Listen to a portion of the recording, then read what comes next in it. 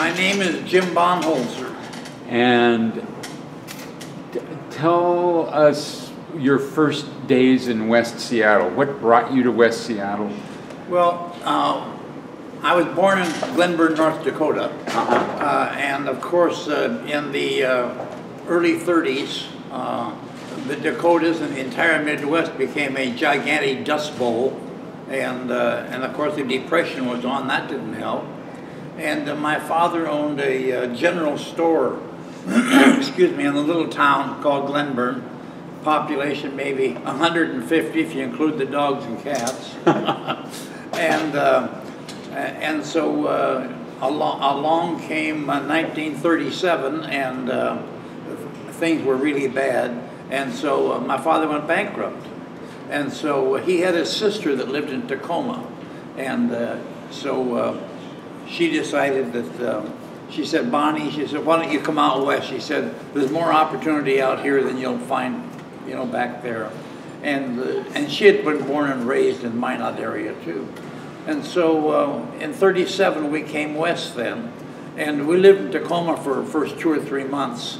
But there was no jobs there at all. And so then we moved into the White Center area. And we lived in the White Center area for, maybe a year. And then we moved into a little house on 46th and Stevens, just down from West Seattle High. And at that time I was carrying the newspaper, the PI, and I had the route from Admiral Way down to Alki. And so I was walking by one of my customers' homes one morning. I saw that they put a for sale sign out. It was a cute little house. So I mentioned it to my folks. So they went up and looked at it, and they struck a deal with these people. And so we moved there, and that's where we lived, 27, 47, 46.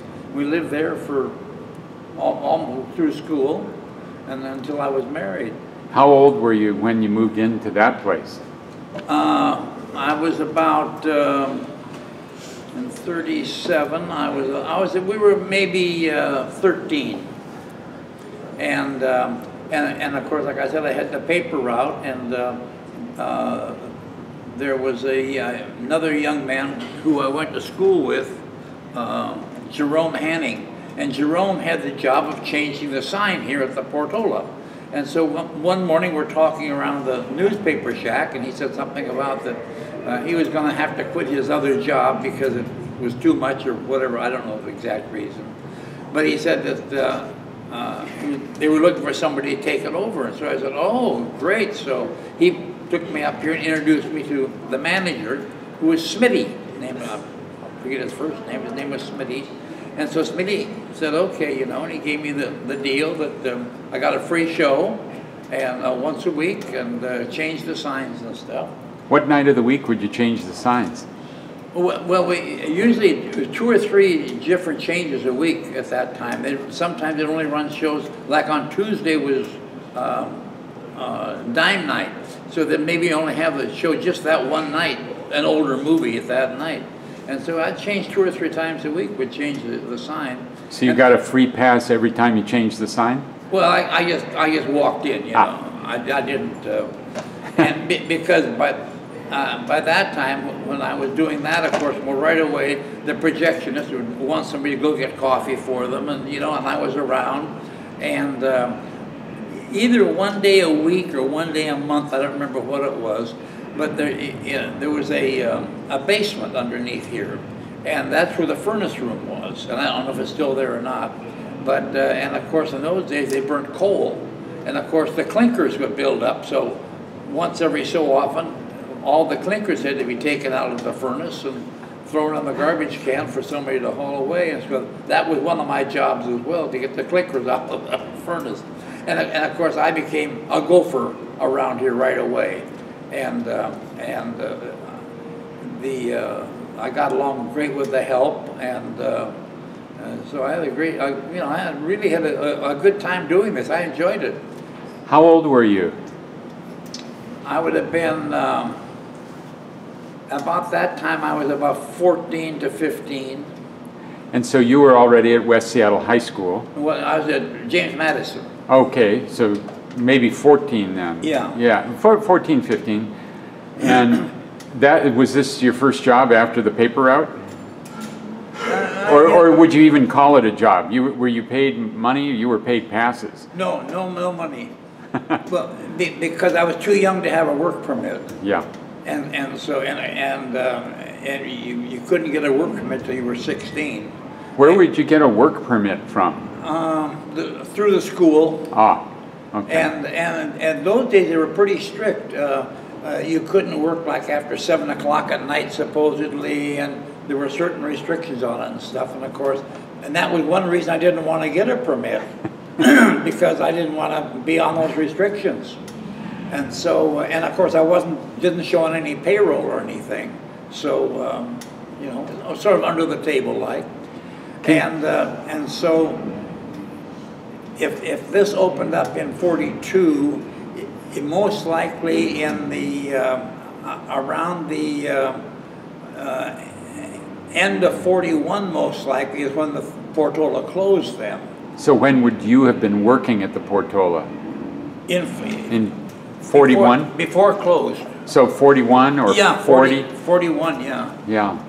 So I was 13, 14 years old when I started here. So nobody, well, virtually nobody remembers the exact layout of the Portola except for guys who've just turned 90 like you. Describe the Portola. I know it used to be what is now the lobby of the Admiral, but right. Just describe walking up to it and you come in the door. What was this theater about? It was opened in 1919. 1919. Yeah. Very interesting. Yeah. Yeah, that was about the time Universal was building a lot of theaters in the areas, right? Well, the box office was really on the sidewalk. You know, it was right out in the very front, and the reader board was stuck out over the sidewalk all the way out to the street. Perpendicular. You're right, perpendicular to the front. And if I remember right, there was no concession stand per se. Maybe a popcorn stand, but I don't recall any concession stand being.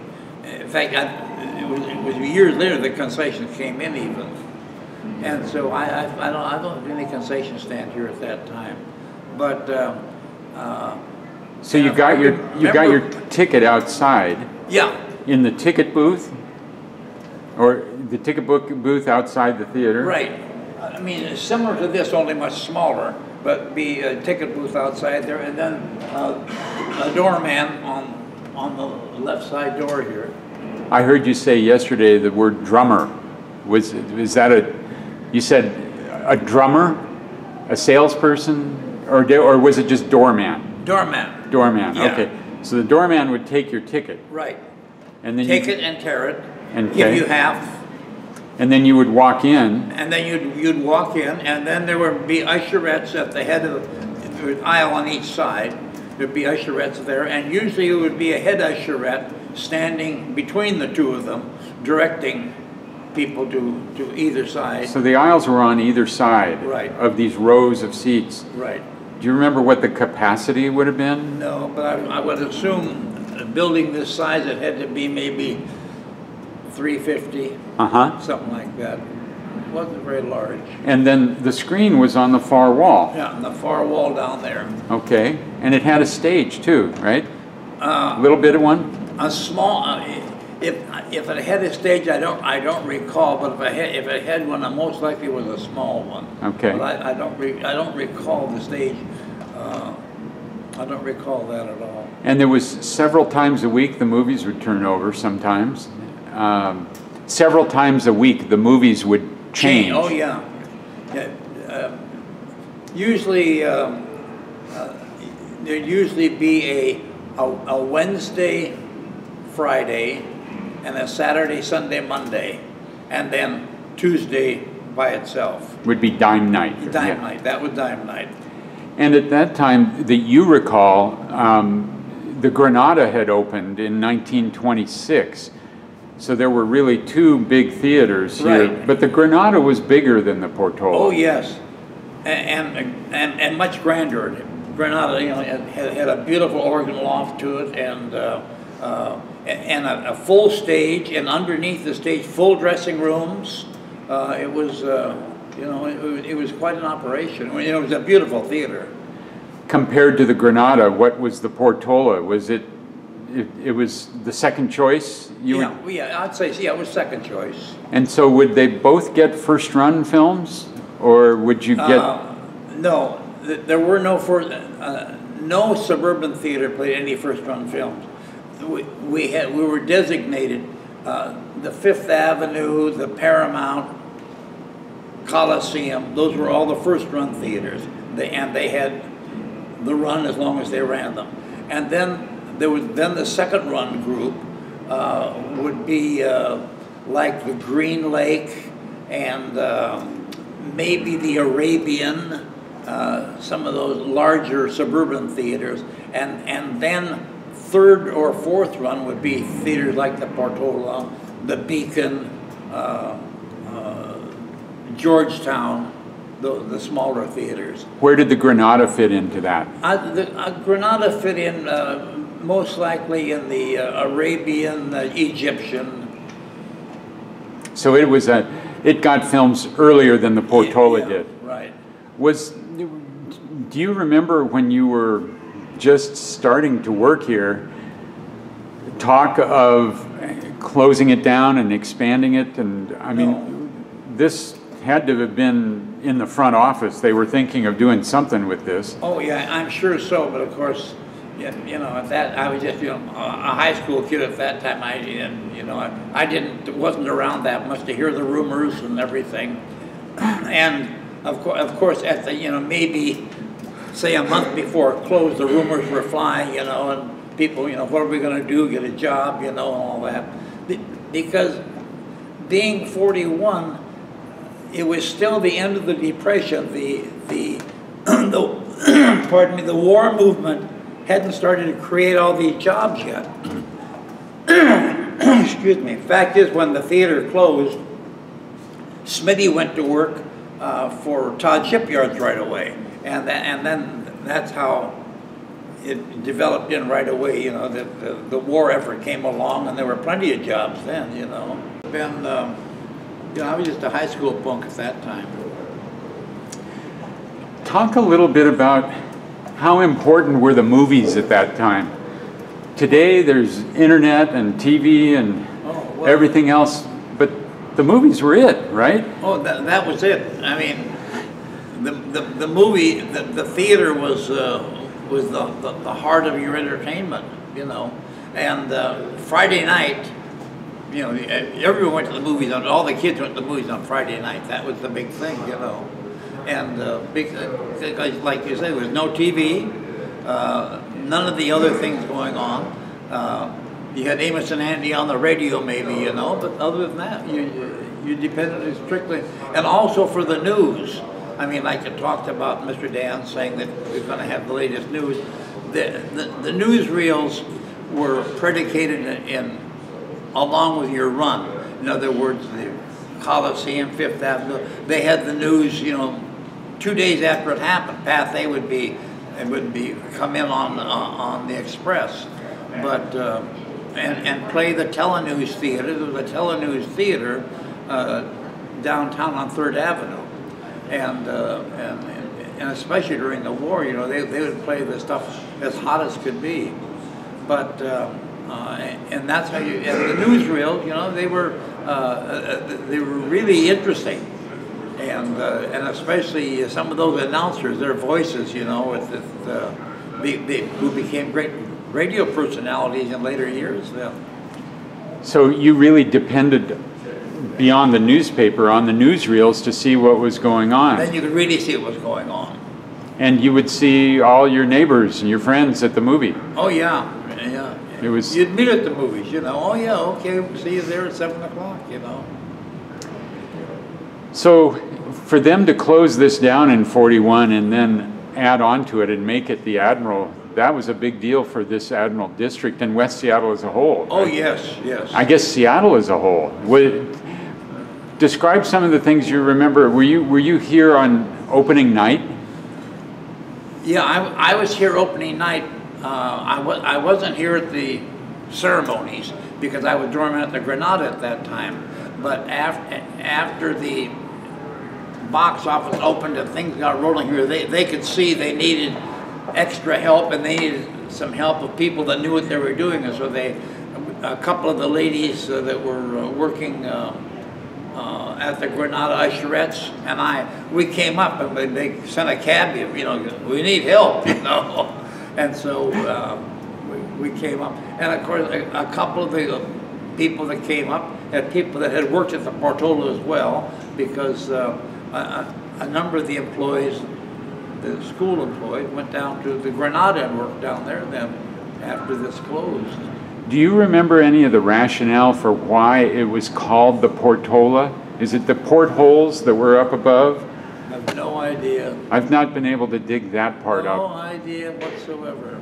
But of course, the name of the Admiral, the newspaper accounts say that it was a community contest, and people submitted names. I believe it was. And is it, I mean, of course, Admiral is the maritime theme, Seattle is on the water, but we have Admiral Way right here. Right.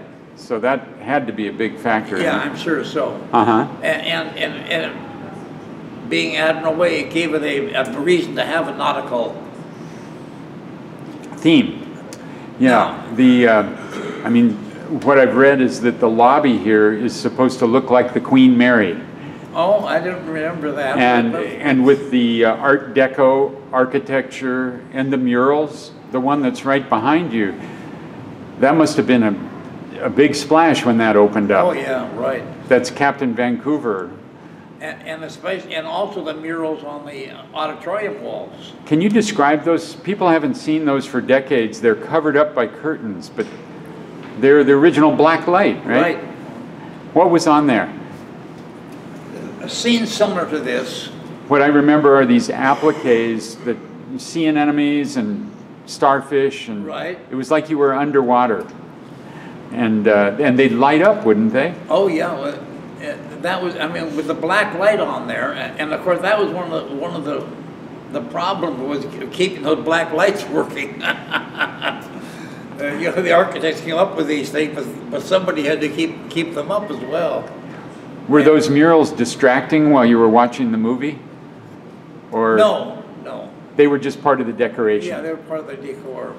And if I remember right, but I could be wrong, but if I remember, I think there were twinkling stars in the ceiling too. And there also was this giant sign of the zodiac up there. Right. And you would sit under your favorite sign. People would find the seats closest to that. What did the new Admiral Theater mean to West Seattle, do you think? Oh, this was the first modern theater built in the 30s and 40s in Seattle, and it attracted all over. Just after this was built, Sterling then built the new Magnolia Theater on Magnolia Bluff, and which was not as successful as this. Magnolia never was a successful theater for some reason. And of course then, and just shortly after that, then along came the North Gate and the Lake City, and other new theaters came into existence then. But this was the first one of the modern theater, you might say. What made it modern? What were the modern aspects of it? Well, I think the design of it, it got away from the Egyptian theme that all the Hollywood theaters had and everything, or the Far East realm. It became more into a local landmark. It wasn't, maybe the word exotic, it wasn't exotic. Right, correct. From foreign lands, it was based here. Right, it was local, you know. And they advertised all the comforts, you know, with all kinds of features. I think, was there a crying room or a crying? The crying room is right here. Right here in the balcony. Yeah, right here. Yeah. And there may have been one on that side too. I don't recall, but I walked in this one the other day. But also it had a great loge section. All the back 3 rows or 4 rows were all loges, and they were, you know, rocking chair loges, and very, very comfortable. And of course that was a premium price, you know, instead of being 50-cent admission, was maybe 70 cents if you had a load seat. And I'm not sure of the pricing. I don't recall what the pricing was, but it was in that vein.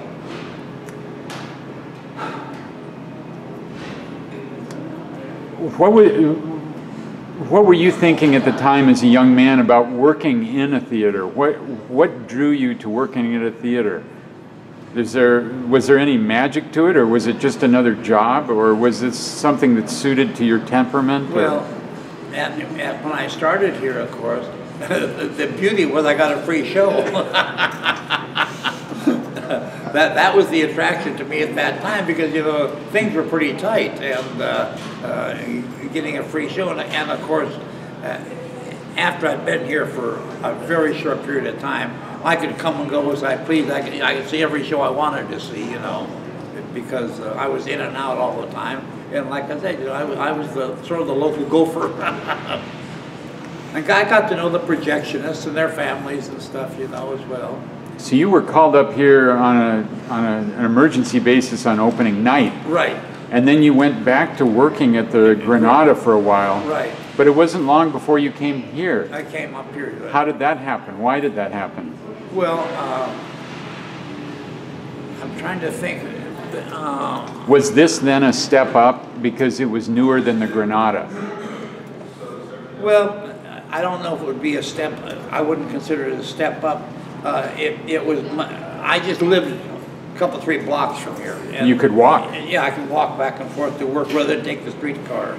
And so that was an advantage for you. And of course, you know, and many's the night that I'd be at the Granada late, and the streetcar had stopped running. I have to walk home from the Granada, you know, and so this was advantageous to me to be here too. But I really don't recall how I was you know, acquainted with both the managers of both theaters, and I don't recall the fellow that opened. There was 2 or 3 managers in here that at opening time that lasted just a few weeks. I mean, you know, they come in, they come and go, and like I said, you know, the war was just going on, and they could get much better jobs right away than managing a theater for, you know, because it wasn't a high-paying job.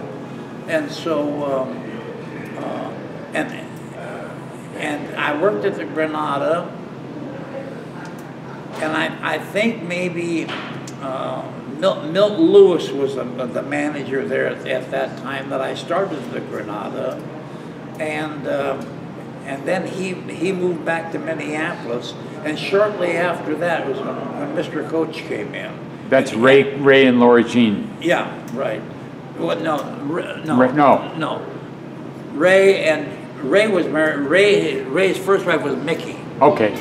And so they came here from New York. Okay. And Ray took over the Granada, and he was there for, I suppose maybe at least 2 years, maybe longer. And I worked for him there then. And then he came up here as manager, and of course, shortly after he came here, he brought me up here right away too then. And then as the war came along, Dan's has hired ladies for the managers, and Jean Chester, she was the manager of the Uptown, and Mabel Randall managed the Arabian, and Ray's wife, Mickey Coach, took over the Granada. And then shortly after that, Ray and Mickey were divorced. And of course, Laura Jean worked in our office in the Palomar building. And Laura Jean lived right down by Lafayette School across the street there on 45th. And her mother was a substitute high school teacher. And so, and she had a sister that was in my classes as well. So I knew the family even before, and I knew Laura Jean, of course, going in the office, I'd see her in there.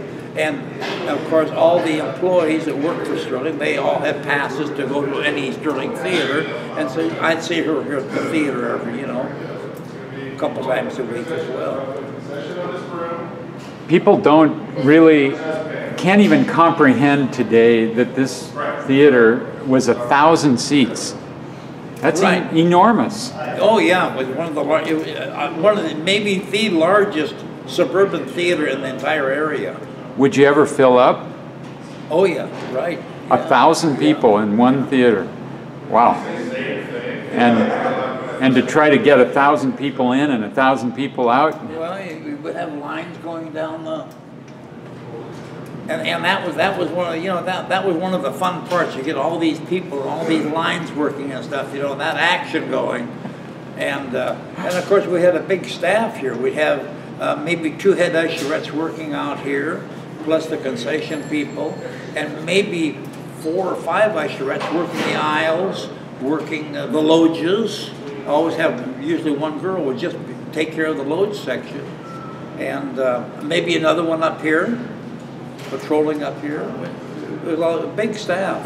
What were your duties? Did you actually do the projection of the films? No. I strictly was at working the floor. No. You were supervising the girls. Yeah. And keeping everything in line, sure everything kept moving, and the projectionist was and most likely today still is a very, very strong union, and it was usually father to son. And okay. And I became very well acquainted with all the projectionists and stuff. We became very good friends, and it so happened in later years when I took over the drive-in theaters in the Northwest. Well, I was bargaining with these fellows who at that time were business agents or had gone up in the union, but I'd known them from the way back when I was their gopher. Boy. Did you get a choice in what films to book, or were you told what to book? No, we had nothing to do with that as far as the management went. It was all done in the home office. And as years passed, I became the head booker for Sterling Theaters. What kind of films would be booked for West Seattle versus other parts of the city? What was West Seattle considered in the film lingo? West Seattle was a blue collar area. John Wayne, Roy Rogers, Abbott and Costello. You put in here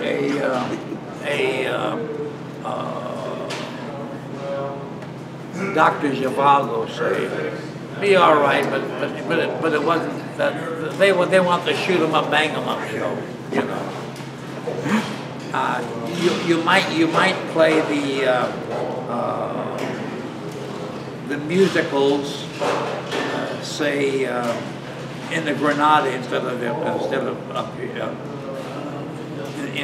like in a Portola, and of course in those days Disney was big, and you could play a Disney show anywhere practically.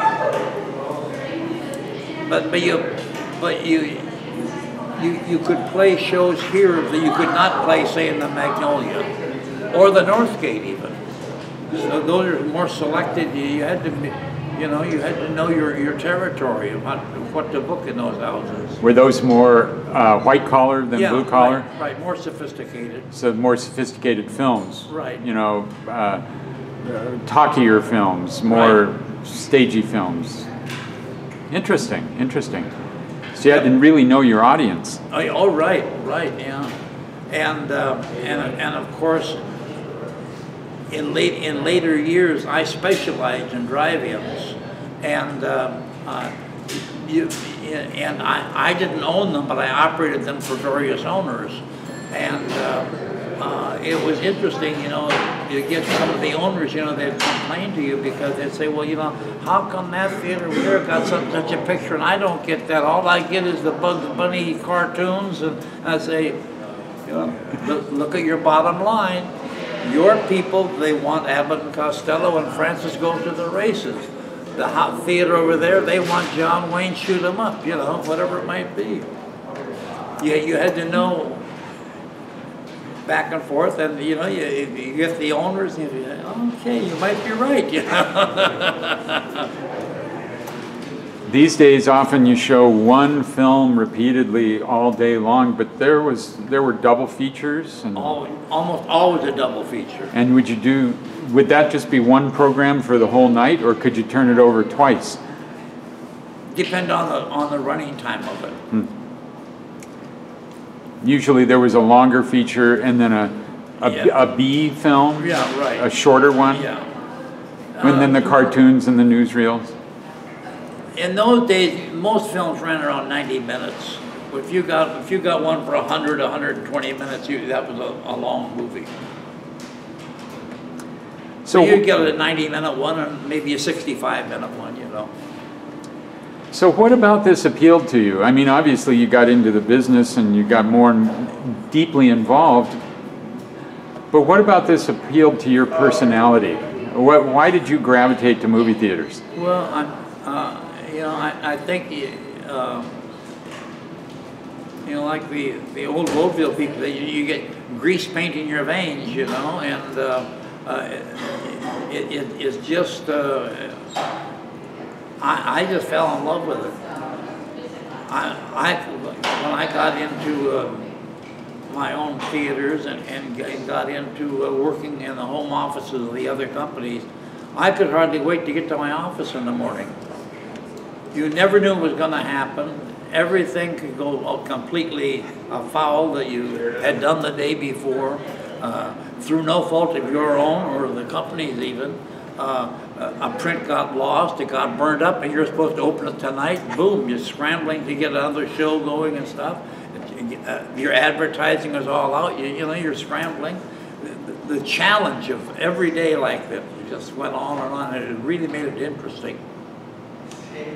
How long did you stay in West Seattle?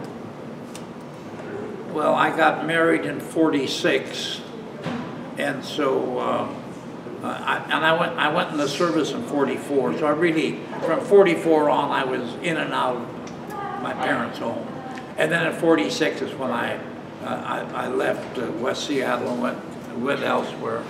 So your West Seattle roots really largely were during the war years. World War II. Yeah, prior. And prior. Yeah. But there was a lot of build-up to the war. I mean, it was obvious that there was pressure for the U.S. to get in. Oh, yeah. And then Pearl Harbor and right. all of that. But yeah, because, we were very complacent, so the Nazis overran Czechoslovakia. So what's that got to do with me, Talk about what the films were like during that time, during the war years. I mean, you talk about shoot-'em-ups, but there's also a lot of patriotic films, right? Oh, yes, very, very much so. A lot of patriotic film. And a lot of films with the undermining propaganda that, that you didn't realize what they were throwing at you. When you see them today, you can look, oh, okay, that's what they were doing, To support the war effort. Oh, yes, yes. And would you have buy bonds drives here? Bond drives. What were some of the other activities here besides going to the movies? I mean, you had giveaways and bond drives and... describe those. Bingo night. How would that work? You'd play bingo in your seat? Yeah. We had a big wheel that would set in front of the projector, and you spin the wheel, and the numbers come up, and you'd be on the stage, and you'd call out the numbers, and as you came in, everybody was given a card, and the jackpot would sometimes grow up, to be a few $100s. And you would have a full house. I think, if I remember, I think bingo night was usually Thursday nights, and that was a big draw. And of course, we didn't have them here, but a number of theaters, that have dish nights and give away different kitchen utensils and stuff, anything to get somebody through the door. And how were war bonds sold? Out at the ticket booth, or would it be in the auditorium? Well, I'm trying to. I think If I remember right, most of the war bond stuff was we'd have the trailers on the screen and we'd have things. But if I recall right, I think that they had people at like a card tables in the lobby here that would sell them at you know every Sunday afternoon or whatever it might be. But I really don't recall for sure how that worked, but I know we sold them, and they ran trailers on the screen about the war bonds all the time, of course. The lobby was quite a large space, but it would fill up with people. If you had a 1,000-seat theater, right, you would have lines within the auditorium, right? There used to be a gigantic, forget what you call it, like a Davenport, yeah, circular one that sat in the middle. It took up this whole big area here. Maybe 40 people could sit around it. And it was the conversation piece of the lobby. I wonder if there are photos of that anywhere. Boy, do you have photos at home or any of your time working here? Yeah, I'm sure other people do. But it was a beautiful piece. But maybe this is part of what you're talking about it being a modern theater, because with the Portola, you had your ticket torn and you walked in and the seats were right there. Right, yeah. But here you walk into this beautiful lobby. Right. In its own way, kind of a palace. And it became a gathering place. Yes. In between films. And, oh, yeah. Yeah. Right. 1942 when it opened to 1944 or so. Any specific films you remember or specific nights that I mean, did you ever have to turn people away? If we did, it would have been on bingo night when it was up to the hundreds of dollars. But it was, suffice to say, it was a popular place. Oh, yeah. Right. Yeah. And then you went on to quite a career with the drive-ins and elsewhere, but talk about what role your few years here in West Seattle had to do with launching you to that. Well, like I have said before, I was very fortunate. I was able to work with some of the, I was able to work under some of the real great managers, and Sterling Theaters was known for being one of the greatest training groups for theater people. Almost every good circuit on the West Coast, somebody that headed that up worked for Sterling at one time or another. San Francisco, Los Angeles, Spokane, Seattle. People that came out of working for this organization were really did well. We were very lucky. I mean, Mr. Dan was a very, very hard taskmaster to work for.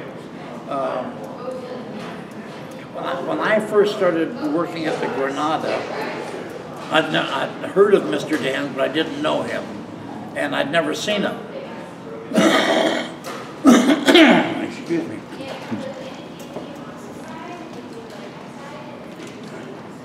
Are you covered? Drink Coca-Cola. And so,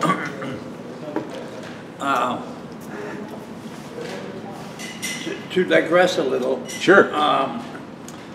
At the Portola here, they had a great staff, and the cashier was a young lady named Dixie. Dixie was a very attractive young lady. She was maybe a senior or just starting college when I was 7th or 8th grade, and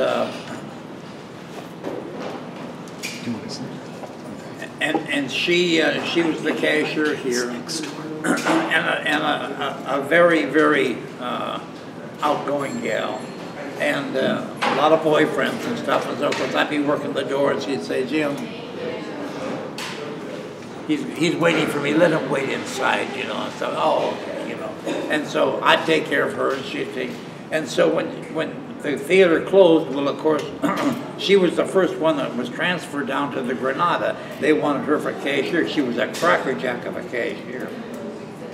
And so, and then when they were looking for a doorman down there shortly after they closed here, well, she called me one day and said, Jim, they're going to be hiring an assistant doorman down here next Saturday, so come on down and I'll talk to the manager about you. And so Saturday afternoon, I go down there to the Granada. Here is a lineup, maybe a block and a half long, of men. Nobody's got a job. They'll do anything to make a buck. And so the line is a block, if not longer. And so I go and get on the end of the line. And of course, Milt Lewis is interviewing all these people, and it takes hours, you know. And so I figured, well, I'm no sense in my even sticking around here, but I've stood here this long, I'll stay a little longer. Finally, 4:30, 5 o'clock in the afternoon, he finally gets to me. And he's talked to all these other people and stuff, and so I said, I'm the fellow that Dixie talked to you about. He said, oh, yeah. He said, but he says, you're too young, he said, I can't hire you. And so I said, well, I really like the job. And I said, I worked at the Portola, you know, for 8 months or whatever the time was. So he said, I've already hired somebody. But he said, I'll keep you in mind. Well, maybe a week passes, and he calls me, and he said, I need somebody for a relief doorman on Sunday afternoons, you know. I said, oh, great, okay, I'll be there, you know. So then it became Saturday and Sunday afternoon. Well, it wasn't more than 2 or 3 weeks. The fellow he had hired was gone, and now they needed a doorman. So he hired me, and so I became doorman right away then. But in all this time, I hadn't heard of this Mr. Dan. You know, he was just a figure of imagination. And so one evening, this gentleman comes up, walks up to the door, and I'm standing there taking tickets and stuff, and he said, I want to go in and get my tools. And I said, pardon me? I said, you what? And he said, I want to go get my tools. He said, I'm the janitor here. And I said, you're the janitor here? And he said, yes. And I said, no, you're not the janitor here. I said, the fellow by the name of Sid is the janitor here, not you. Well, he said, I work with Sid. I said, no. I said, I've never seen you here. I said, I'm sorry. And he starts to go through the door. And I pick him up by the seat of his pants. And I walk him out to the sidewalk, to the curb. And I said, don't you ever try to do that again. I said, you're not getting in that theater without a ticket. All this time, Dixie is sitting in the box, which is a box outside like this, going crazy. She's got a big ring on it. She's hitting that ring against the glass, and I don't, you know, and she keeps, no, you know, going crazy like that. And so I walked back and I said, what do you want, Dixie? She said, Jim. She said, you know who that is? And I said, she said, that's Mr. Dan's. I said, oh, God. So at that time, we had head usherettes on the floor, like we do down here.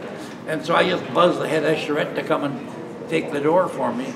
And I just go down, and I had a uniform on. I just go down, take my uniform off, and change clothes, because I'm through, you know. And so I'm down there changing clothes, and there's a knock on the door when the girl says, Jim, come upstairs. They want to see you in the office. And so I went upstairs, and of course, Ray Coach is sitting there, and Ray is beside himself. He hasn't been with the company that long himself. And here, you know, I've thrown the old man out in the street. And so I go up there, and in the Granada, the office was underneath the stairway. And so this came down like that, and the desk sat there. And here's the old man sitting there on the desk, crunched over because the stairway's above his head there. And he says, what's your name, you know? And I tell him, and he said, how long you worked here? And I tell him, he said, how old are you? And I said, about 16, you know. and so he said, who taught you, he said, to take the door like that? And I said, Mr. Coach told me. He said, nobody comes through that door without a ticket. And I said, you tried to get in without a ticket. And he said, young man, he says, you got a job here as long as you want it. And I said, get your uniform on and get back on the door.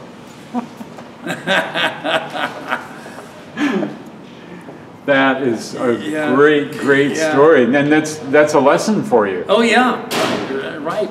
And then in later years, I finally went to the office to work, and I had my office was next to his. And he remembered this.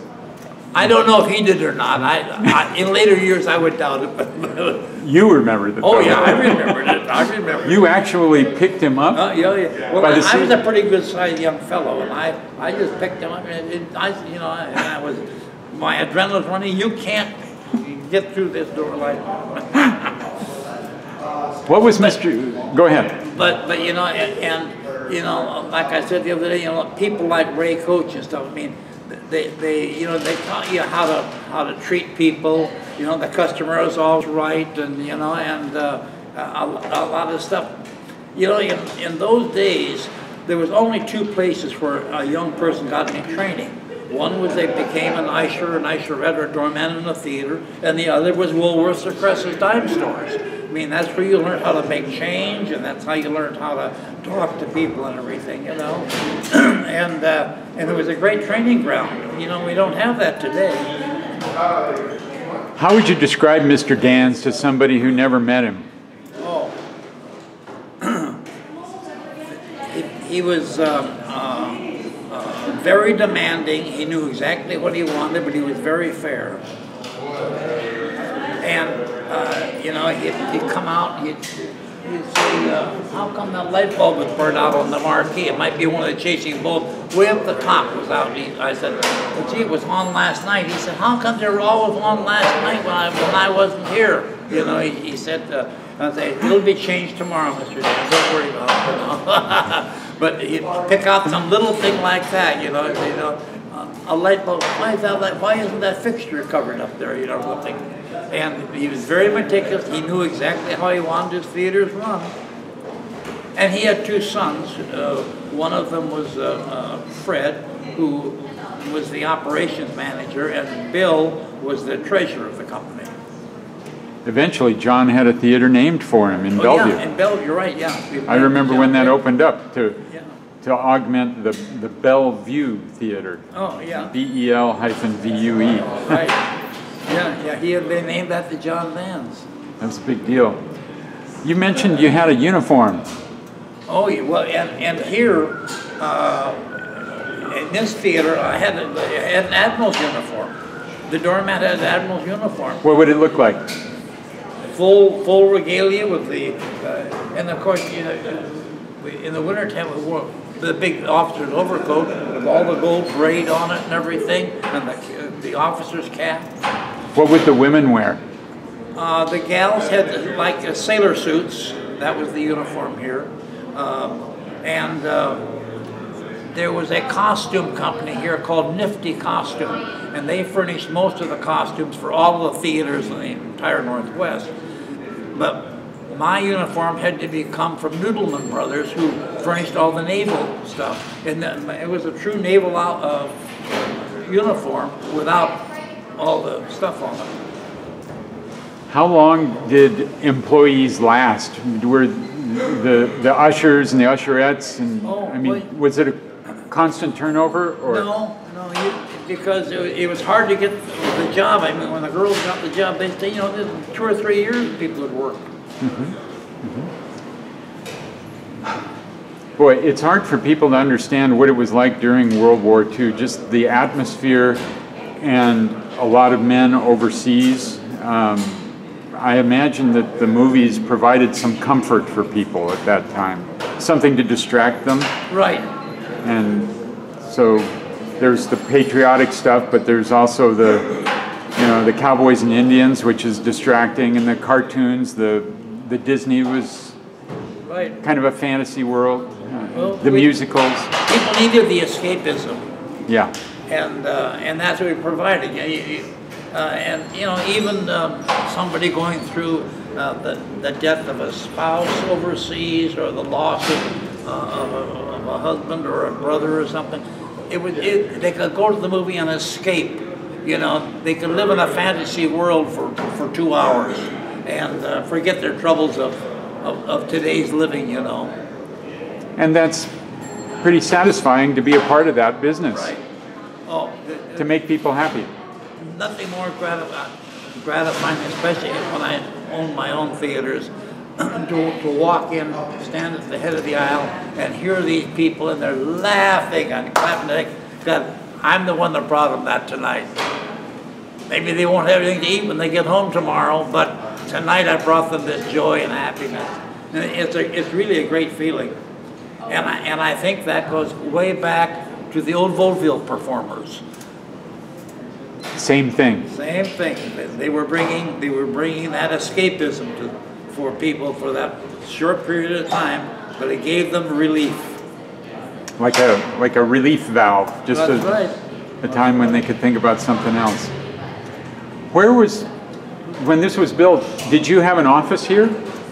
No, okay. I didn't, but there was one, but I don't remember where it was. There are offices over here, a couple of them. Well, that would have been for the manager? The manager's office was over there.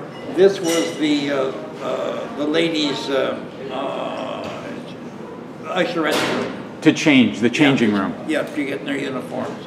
But that was Mr. Coacher's office over there, and I would use that as well. Because I was here when I was finishing high school, and so at nights I would either take my schoolwork and do it up there and check out the window, or I'd have a little table behind the concession bar, sit there and do my schoolwork at night. And then of course there's the projection room. Right. And there's a small room up here above the marquee. Did you have anything to do with that? Well, it was a storeroom, maybe, or it could have been where we stored all the letters and stuff for the signs. And you had 2 marquees to put signs Right. up on, not just one. That was a prow that stuck up. Right. One, which made it look, you know, like a ship, you know. Mm-hmm. So there was the marquee. There also was a mast and a crow's nest. Right, a crow's nest way up at the top. And I've heard that the crow's nest lit up when the movies were on? Yes. And in fact, it had a beacon on top of it. It was a red light beacon, which I would assume the FAA required. And so was it part of your job to flip that on when the movies went on, or? No, I would. That was somebody else. Well, I would maybe the projectionist. Yeah, yeah. Maybe the projectionist did that. I don't mean, or it may have been on a time clock even. That I don't know. And we had, we didn't have to maintain that. We had the company had an electrician, Mr. Rhea, and he would come around and he'd take care of all of the top work like that, as well as say lowering of a chandelier because that was on a winch up in the ceiling, and he had. There was a chandelier in the middle of the auditorium. Right. That it would be lowered before the movie started and then up? No, it would be up all the time. Just lowered for maintenance. Change bulbs. Yeah.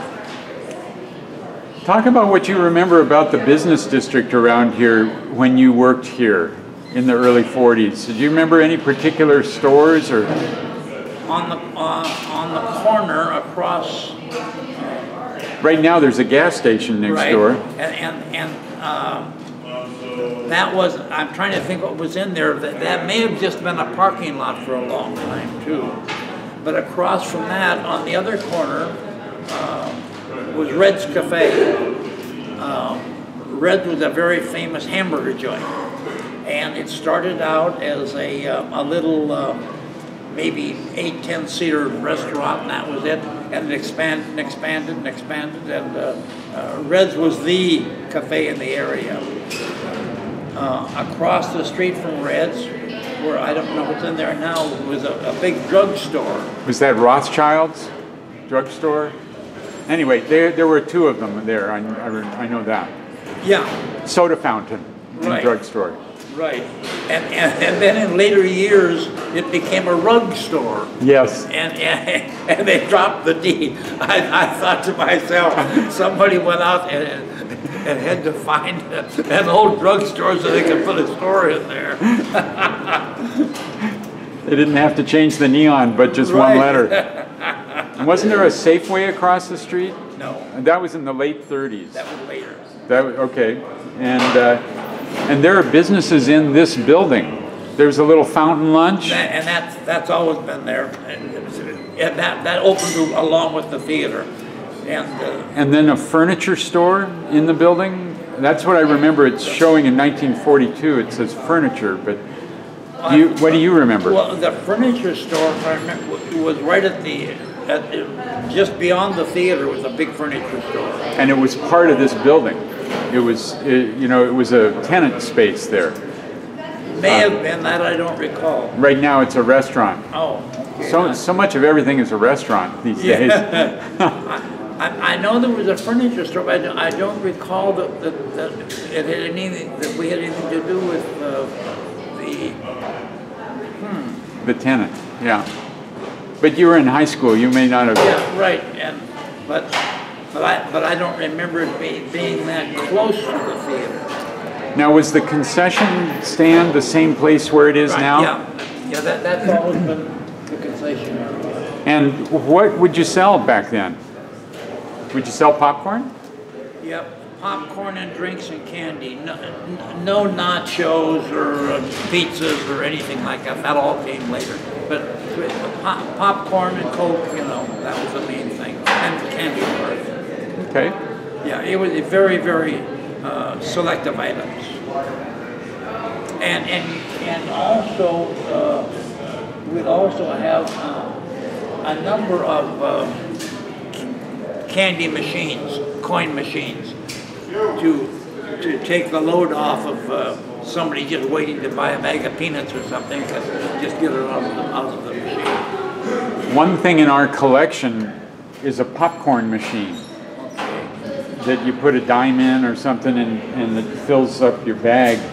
And on the side it says popcorn, like the name, like Pop, Grandpa Popcorn says, this is the best or whatever. Oh. And the person who donated it says that it was in the lobby of the Admiral at one time, but maybe you don't remember that. No, I don't remember there being a coin. But you had vending machines. Yeah. Yeah. I don't remember coin operated.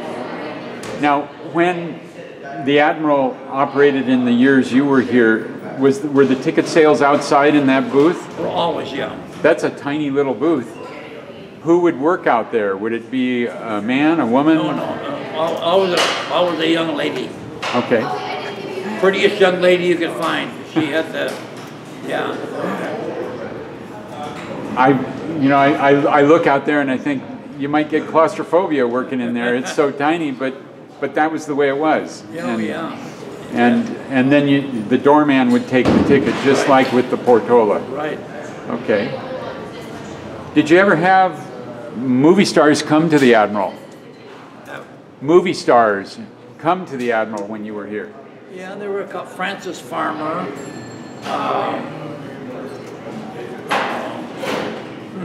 I just saw him on a movie the other day. I forget what his name is. Young fellow. Francis Farmer grew up just a few blocks from here. Yeah, just about 48th or so her mother lived. In fact, I used to deliver newspapers to her mother. She was one of my customers. Did you know her very well? No. Okay. In fact, she was long gone by the time. Howard Duff. Oh, Howard Duff, yes. He was a West Seattle boy. He was? I did not know that. Huh. And he came to the theater. Oh, well, only if visiting somebody here, Right. not as a celebrity or anything. It was. I don't remember any celebrities coming, but there may have been. Yeah. Well, I've pretty much talked you to death about the Admiral. Is there anything else we can talk about the Admiral? Well, The only thing is, I think that people just don't realize that the lobby here was the entire theater. I mean, it's hard to imagine that. And of course, it was tall enough because in those days the projection booth was upstairs as well, always on the second story. So that would have been over here. That would have been the projection booth. Shooting this way, yeah. Shooting that way. And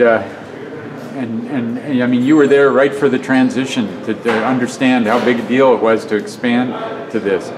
Did you have any idea then that it would still be around today? Oh, no. Any idea that'd still be around today. You know, you're talking about, 75 years ago. And in those days, if somebody that was 60 years old was so ancient that you thought you were talking about Moses or something. Well, and there was, it's this idea of preserving old buildings, that was not around then. If it was old, you tore it down. Oh, right. You rebuilt. And right. You didn't have this idea that this is a classic that's going to stay forever, But we're very fortunate that this building has stayed, and because it is a city landmark, it will stay long after we're all gone. And well, and I mean, the construction of this was, something unusual. I mean, these walls and things, they're pretty solid. They knew that they were making a long-term investment in the community. And you said it was the best theater in Seattle when it was built. Yeah. So it must have drawn from outside of West Seattle, too. Oh, yeah, because it was so unusual. Yeah. Yeah. And I doubt at that time there was any other theater that had rocking chair loges, My, what a, people come just to sit in the loges, Doesn't matter what's on the screen. Yeah, it'd be, it was, and going out to the movies, I mean, people would dress. I mean, people would dress up to go to the movies. It was an event. Well, I appreciate you taking time to talk about all of this. I'm racing through my mind. What else do I need to ask? Because it's a prime opportunity that you're here. I'm just so flabbergasted that all of this happened in the last 2 days, and that I never would have had an inkling there would have been a party like this at the Admiral Theater. When I walked in yesterday, I was absolutely amazed. I think you said about 20 times, "You got me, you got me." It certainly did get me too. And I'm sure you're going to be around for a few more years. You've got to come back here in 2019, which would be the centennial of this, the Portola. Yeah, right. You can be the master of ceremonies. 2019, that's not too far away. Well, It's not. I'll still be around. I think so.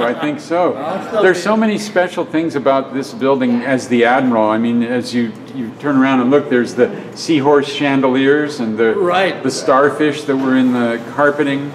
There's only a little swatch of that carpeting left. They've replaced it since, but it was all to make it look like a maritime theme, and they really went all out.